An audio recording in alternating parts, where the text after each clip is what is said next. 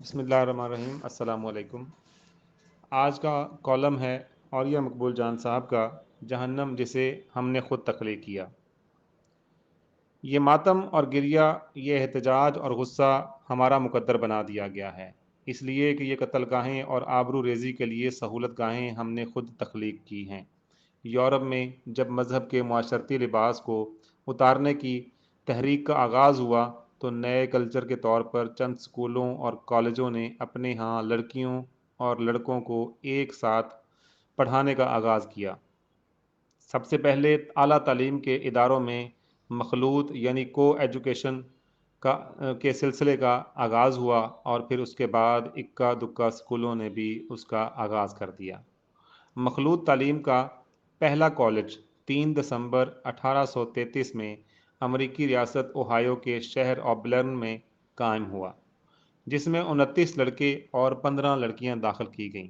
اس ایک واقعے کے بعد دنیا بھر میں مدتوں ایک طویل خاموشی رہی۔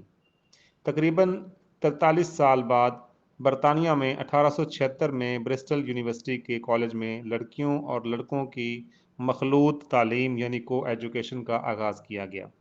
دنیا بھر کے تمام ممالک میں لڑکیوں اور لڑکوں کے علیحدہ علیحدہ تعلیمی ادارے مسلسل کام کرتے رہے۔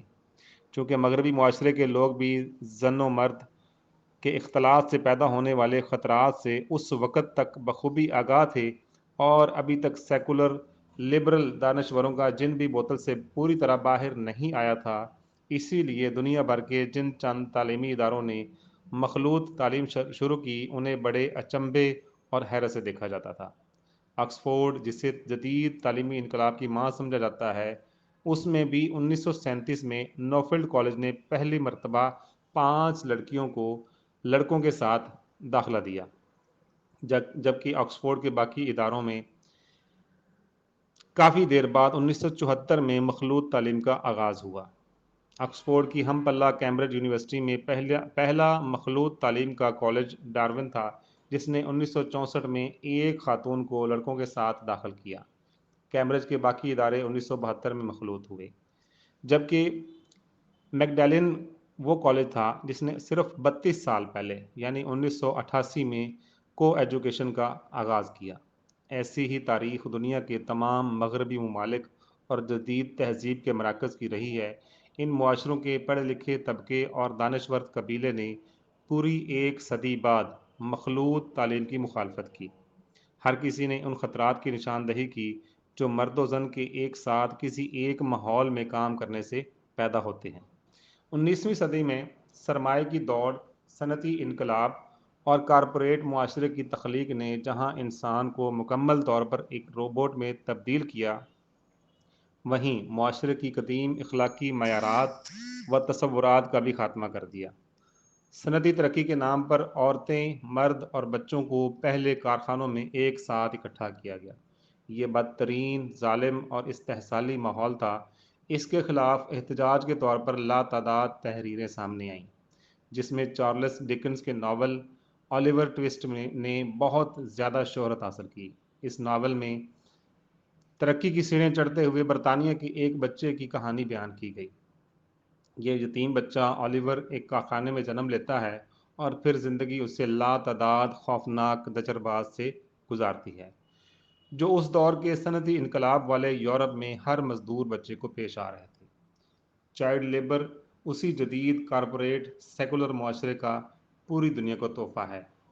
ترقی کے لیے لاتعداد مزدوروں کی ضرورت تھی، اس لیے گھر کے ہر فرد کو کمانے کی دوڑ میں لگا کر مشین کے پٹوں کے ساتھ کھڑا کر دیا گیا، جہاں 18 گھنٹے تک ڈیوٹی لی جاتی۔ بچے اونگتے ہوئے ان پٹوں پر گر جاتے، جان سے جاتے۔ عورتیں مالک کی جنسی استحصال کا شکار ہوتی، مگر نوکری چلے جانے کے خوف سے چپ رہتی، اور مرد اس اجتماعی غلامی کو ترقی کا زینہ سمجھتے۔ معاشرے کو صنعتی، سیکولر اور لبرل بنانے کے لیے سب سے پہلے خاندان کے ادارے کو توڑا گیا۔ ہر کسی کو پیسہ کمانے کی دوڑ میں لگا کر جب سرمایہ ہی سب سے بڑی اخلاقی قوت بن گیا، تو پھر ہر وہ ادارہ یا تصور جو سیکولر لبرل اقدار کی راہ میں رکاوٹ تھا، اسے خس و خاشاک کی طرح بہا دیا گیا۔ اس راستے کی سب سے بڑی رکاوٹ مرد و زن کی علیحدہ علیحدہ ڈومینز یا کائناتیں تھیں۔ مرد اپنی جسمانی ساخت اور بیرونی دنیا سے تعلق کی وجہ سے ایسے پیشے اختیار کرتا تھا جن سے گھر کی آمدن میں اضافہ ہوتا، خوشحالی آتی، جبکہ خاتون انسانی معاشرے کے اہم ترین ستون یعنی اولاد کی تعلیم، تربیت اور اخلاق کو نکھار کر اسے پوری انسانیت کے سامنے شاہکار بنا کر پیش کرتی۔ لیکن ٹیکسٹائل ملوں کے دوڑتے بھاگتے پہیے کے سامنے مرد اور عورت دونوں ایک ساتھ کام کاج کے اعتبار سے اکٹھے اور برابر کر دیے گئے۔ یورپ کے کارخانوں کا یہی ماحول تھا جس میں ابتدائی طور پر منظم جنسی استحصال کا آغاز ہوا۔ یورپ کی عطا کردہ یہ روایت ہی ہے کہ مجبور و بے بس عورتیں اور مظلوم بچے ان سرمایہ داروں کی ہَوسناک جنسی بھوک کا آج تک مسلسل نشانہ بنتے چلے آ رہے ہیں۔ آج دنیا بھر میں اس کے خلاف قانون بنتے ہیں، گرفتاریاں اور سزائیں دی جاتی ہیں، لیکن کوئی مردوں اور عورتوں کی کام کاج کی جگہ کو علیحدہ نہیں کرتا تاکہ اس جرم کی وجہ تسمیہ کو ہی ختم کر دیا جائے۔ جب معاشروں پر کارپوریٹ، سیکولر، لبرل اخلاقیات کا غلبہ ہو گیا تو پھر تعلیمی اداروں میں بھی اختلاط مرد و زن ایک فیشن بنانے کی کوشش شروع ہو گئی۔ آپ حیران ہوں گے کہ آج سے صرف 50 سال قبل تک مرد اور عورتیں علیحدہ تعلیم حاصل کرتے تھے۔ سب سے حیرانی کی بات یہ بھی ہے کہ جدید دنیا کے سارے بڑے مفکر، سائنسدان، ادیب، افسانہ نگار، شاعر، مصنف اور فلسفی وغیرہ سب کے سب ایسے ہی اداروں سے پڑھ کر نکلے تھے جہاں مخلوط تعلیم نام کو بھی نہیں تھی۔ اس کے بعد مخلوط تعلیم کے موجودہ 50 سالوں کو دنیا اوسط درجے کے لوگوں کا دور کہتی ہے۔ انگلینڈ اور یورپ میں لاتعداد بڑے بڑے ادارے 1970 کی دہائی تک مخلوط تعلیم نہیں دیتے تھے، لیکن بر صغیر میں انگریز نے 100 سال پہلے ہی مخلوط تعلیم کا آغاز کر دیا۔ چونکہ ہمارے ہاں معاشرتی اخلاقیات مضبوط تھیں، اس لیے ان تعلیمی اداروں کا ماحول بھی پاکیزہ رہا۔ لیکن گزشتہ 30 سال پاکستان پر ایسے گزرے جن میں سیکولر، لبرل اخلاقیات ایسی پروان چڑھیں کہ قدیم اخلاقی نظام دم توڑ گیا۔ اسی لیے آج ہمارے معاشرے کے اخلاقی مسائل بھی دنیا بھر کے ترقی یافتہ ممالک کے مسائل جیسے ہو چکے ہیں۔ پشاور یونیورسٹی کی طالبات نے جنسی ہراسمنٹ کے خلاف جو احتجاج شروع کیا، یہ صرف اس غلاظت کے پہاڑ کا ایک سرا ہے۔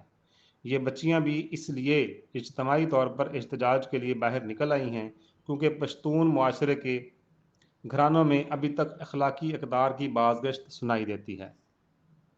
ابھی تک اس معاشرے میں ترقی کی راہ پر چلتے ہوئے اور کامیابی کے زینے طے کرتے ہوئے اپنی عزت و ناموس کی قربانی پر خاموش رہنا عام نہیں ہوا۔ مخلوط معاشرے کا ایک ایسا کرہ اور بدنما معاشرہ ہے جس میں موسیقی کی دنیا کی بے تاج ملکہ میڈونا بڑے فخر سے کہتی ہے "I lost my virginity as a career move"۔ میں نے اپنے کیریئر کو آگے بڑھانے کے لیے اپنی دوشیزگی کو قربان کیا۔ آج اس سیکولر، لبرل اور ترقی یافتہ معاشرے کی اخلاقی معراج یہ ہے کہ کوئی خاتون اگر رضامندی سے اپنی دوشیزگی بھی قربان کر کے ترقی کی منزلیں طے کر لے تو وہ قابل عزت و احترام ہے، لیکن اس کی مرضی کے بغیر اسے اشاروں سے ترغیب دینا بھی قابل دست اندازی پولیس جرم ہے۔ یہ آگ ہم نے خود بھڑکائی ہے اور اس جہنم کا ایندھن بھی ہم خود ہی بنیں گے۔